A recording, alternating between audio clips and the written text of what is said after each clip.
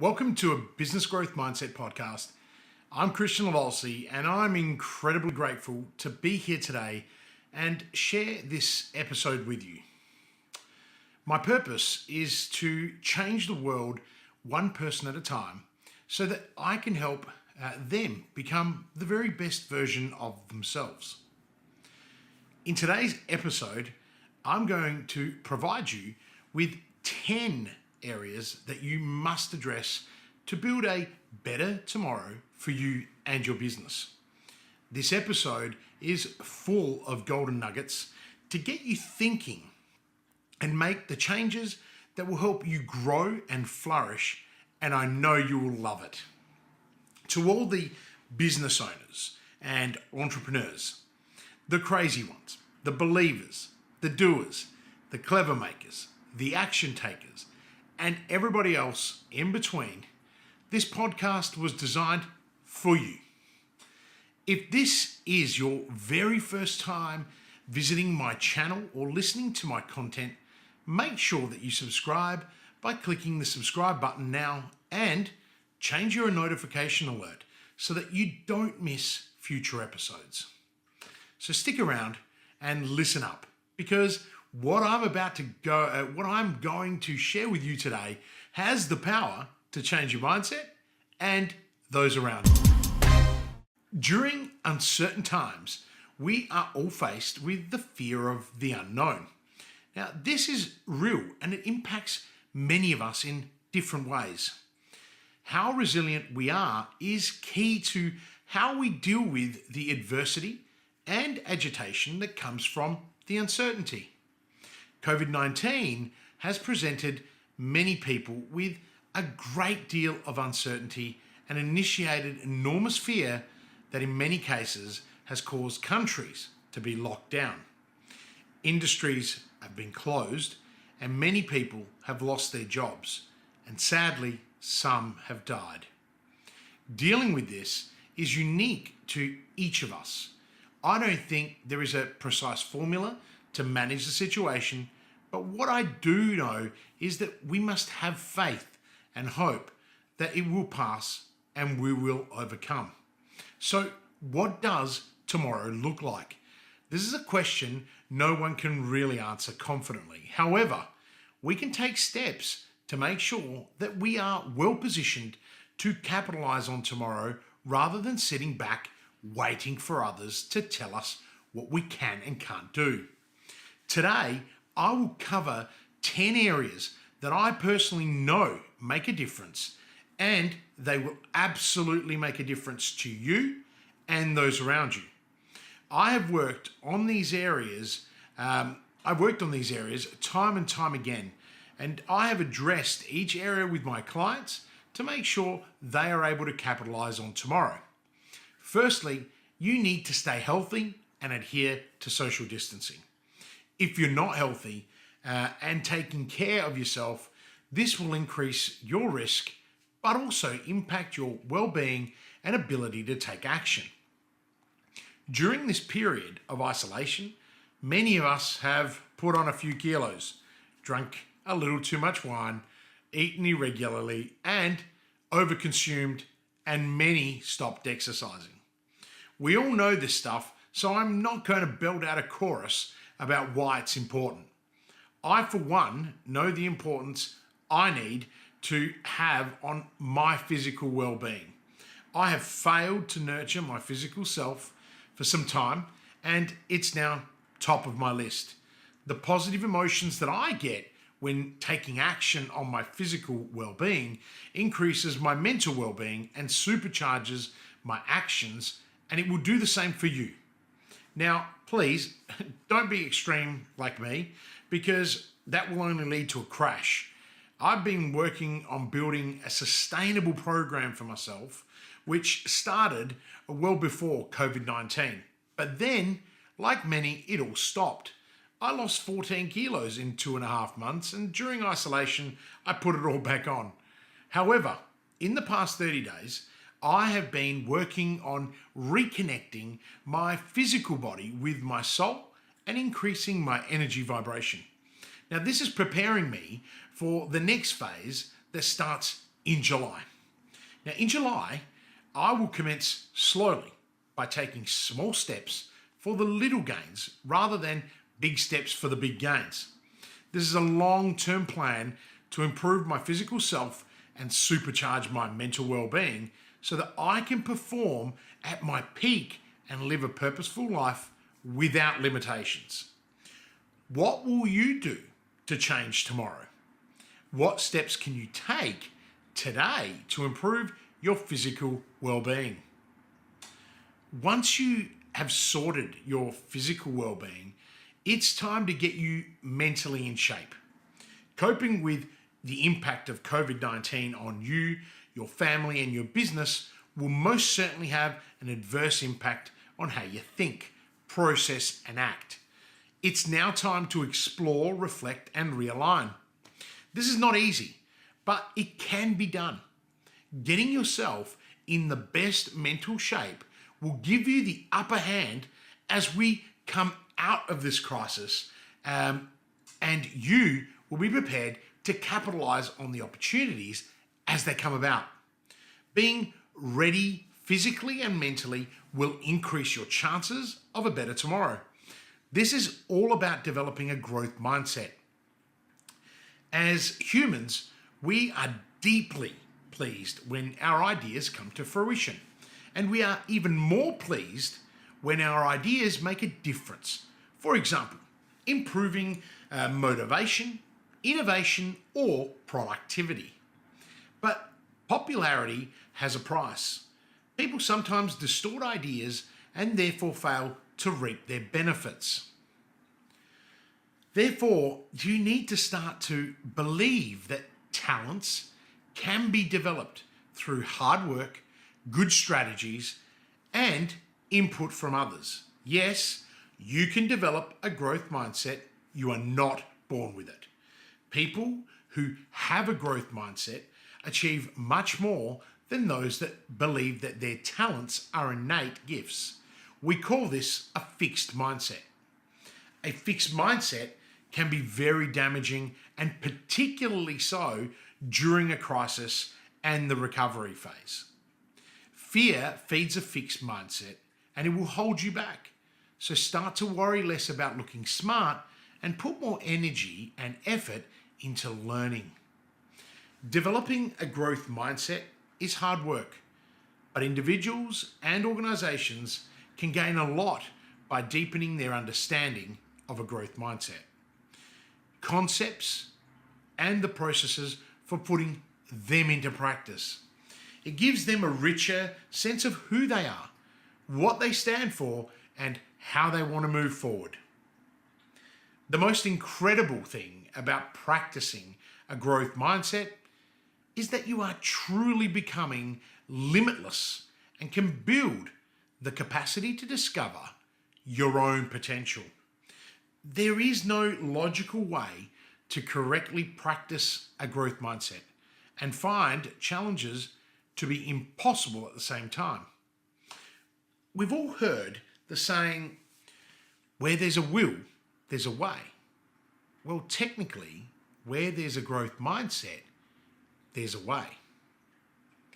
Once you eliminate the idea that you can't do something just because we've never been good at it or it's just not my strong suit, your potential as a person, influencer, and leader becomes limitless. You are too intelligent, too resourceful, and too capable to live life stuck in a fixed mindset. Stop doing others a disservice by not exploring your potential and not becoming better every day. Once you've taken on the growth mindset, continue to teach others and get ready for a positive behavioral change everywhere you go. Your consistent growth mindset has the power to change the lives of others. If you want to explore a growth mindset more, then check out episode 1 of this podcast and take a deep dive into the work of Professor Caroline Dweck. She is the leading academic on the topic, and I value her research greatly. Thirdly, You need to be self-aware. This is critical to your recovery and your ability to adapt and take advantage of the opportunities that are presenting themselves post this crisis. Business owners must be always thinking about how to reinvent a process, a system, their team, and a product. Customer acquisition shouldn't be a practice when you don't have enough customers. It needs to be a constant along with many other variables. The problem is everybody gets busy, and most of the time it's because of growth and failure. In this case, it was a historical global pandemic that hit the pause and crash button. People whinge about limited resources and poor cash flow all the time. But hear me, everyone started with nothing. You started with nothing unless you were born with a silver spoon or you won the lotto before opening your business. This means that you can start again more intelligently, and you can reinvent yourself and your business if you know who you are and what you represent. Becoming self-aware is one of the single most important traits of responsible leadership. Now, I bet you're thinking, I have no time. Where am I going to find the time to reflect? If this is you, you're screwed, but not dead. So you still have a chance to change your mindset. So start by looking at why you have no time. Yes, pause for 10 minutes. Focus on why you have no time.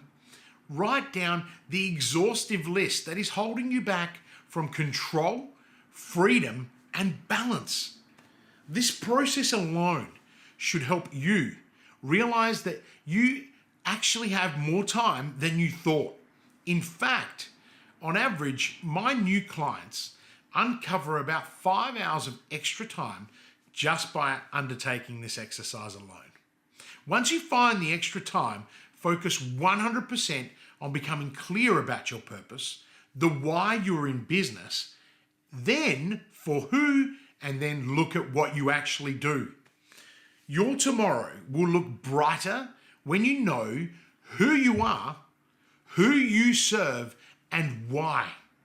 This leads me to the fourth thing that you need to consider for you to prosper tomorrow. Customers are values driven. So building your future content on your values will help you on your quest for your customers to connect with you. For many of you, your careers and your business had been growing. For others, it may have been a struggle. The global pandemic helped neither of you. In fact, for years, it's likely that you had not been helping yourself, and this situation has just exacerbated the unknown, unspoken problems. Perhaps you lost direction, clarity, or control. If so, then it's likely that your messaging is no longer valid, and nor is your method of communication. It's therefore critical to review your message and your assets and test them against your values and your brand proposition. Engaging in your customers or engaging with your customers will uncover many great insights into your future messaging. It will also help you uncover the unknown, unspoken opportunities in your career and your business. The fifth area you need to focus on is developing your human connections and increasing your communication. Many of my clients have flourished during the pandemic. The singular reason for their success has been communication and forming deeper human connections.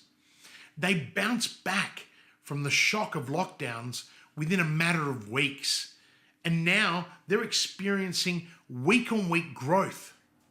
Most are up on pre-COVID numbers, which is a testimony to the hard work and practices that they initiated before and during the pandemic. I'm really proud to be their business coach and growth advisor, and together we have reconnected with our consumers on a very deep level. You see, we live in a very fast-paced digital age where everyone is so busy that we ignore what makes us human, and that is other humans. So for business owners, get back to basics and reconnect with your customers on a human level. Pick up the phone and say hi. Don't try and sell them something. Instead, engage in a meaningful conversation. And if you're sitting there thinking, why? Well, because your customers are your fuel. And most humans feel isolated, unloved, and alienated because the world is increasingly driven by technology.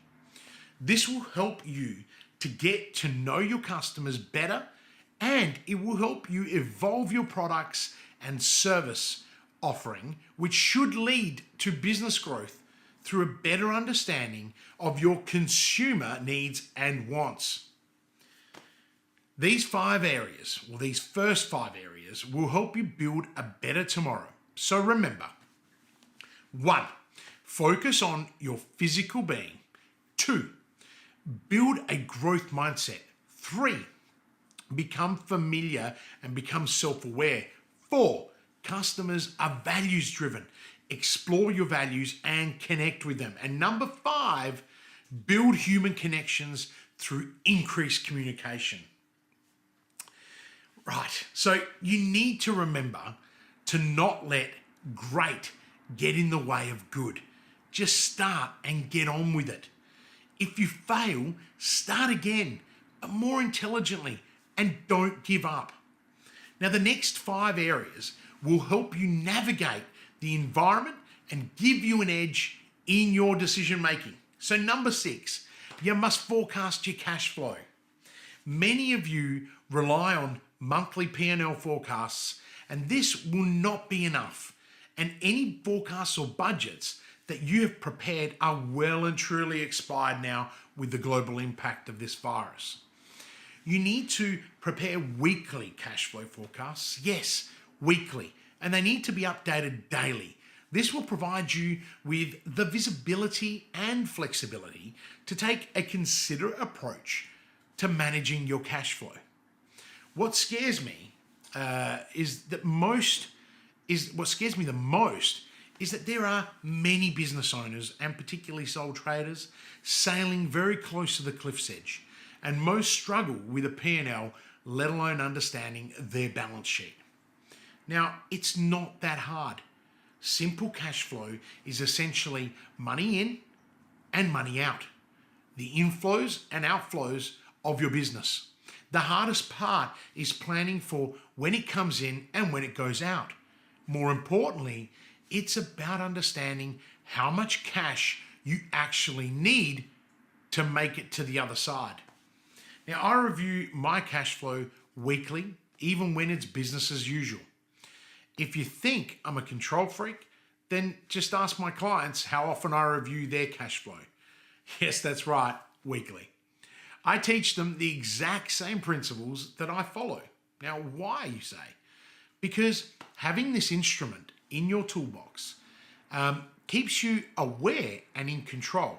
You see, you are fluid and there are limited surprises. It allows you to be flexible, and I find it empowers me to make better decisions. 7, surround yourself with a quality advisor. Make sure that you find someone who has been there, failed, and succeeded. Business as usual is hard enough for most business owners. You need to find someone who has captained a ship of their own through the storms before, and this will give you the very best chance to take advantage of the opportunities that are creating themselves every day. Serial entrepreneurs are amongst the very best advisors because they identify their weaknesses early and employ experts to manage those areas. Then they focus 100% of their energy and time into doing what they do best, their core strength. For many people, this is where they will fail. They will try to steer their ship on their own. You cannot do this on your own. Consider your individual situation by reviewing the implications such as finances, your team, your family, your emotions, and your clients. Spending money now on the right advice will save you in many cases. This is about clarity and direction and support. Give yourself the best opportunity, right? So give yourself the opportunity possible to navigate away from the risk and back into the sea. 8, it's all about leadership. Now that you are armed with an advisor and you are clear about your cash position, you need to lead your team.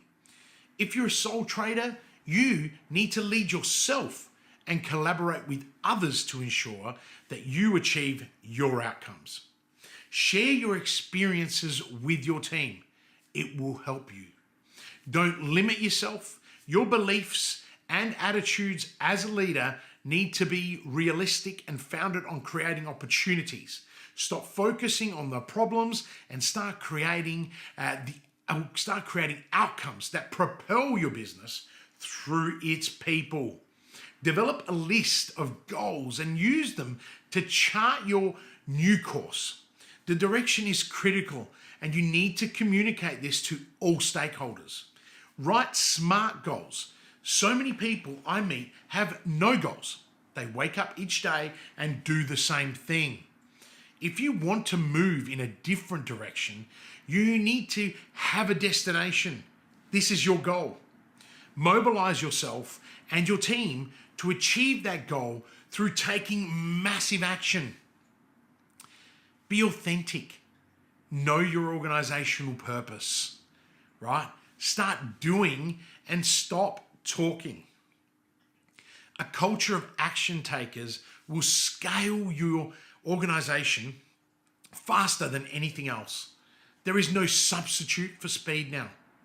Number 9, for many businesses, the way you traded and generated money has changed. You need to adapt, and to do so, you need to diversify. Review your resources and reallocate. Deploy your resources to innovate and drive change. If you lost your engines on a cruise ship, how could you steer away from the oncoming cliffs? Well, you would need to fill the bottom of the left or right-hand side of the boat with water and use the weight of the water to move you. Now, I'm no sailor, but I think this might just work. My point is to think, plan, and then act. You need to work at speed, but you need to slow your mind so you can actually make decisions. Look at your product mix and uncover the opportunities to deploy differently. Cut out a revenue stream that no longer works and create a new one. Use your advisor to help you review this with a fresh set of unemotional eyes. The value of advice at this time cannot be undervalued. You must seek out new opportunities and new markets. Don't sit back and do nothing. Don't hold your head in your hands in despair. If you're going to fail, fail with dignity and knowing that you have given it everything and your best shot.